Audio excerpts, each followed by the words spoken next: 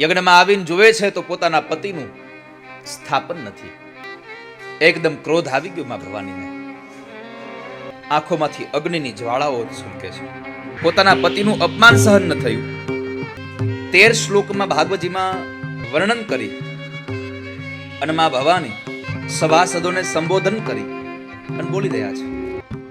સુનહુ સભાસદ સકલ મુનિંદા કહી સુની જીન શંકર નિંદા સોફલ તુરત લહબ સબ કામ ભલી બાંધી પછતાબ પિતા.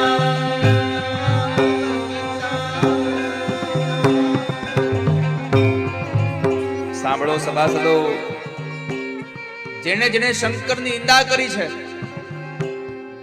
એને શિવ નિંદાનું ફળ મળજો. જેને જેને નિંદા સાંભળી છે એને પણ નિંદાનું ફળ મળજો.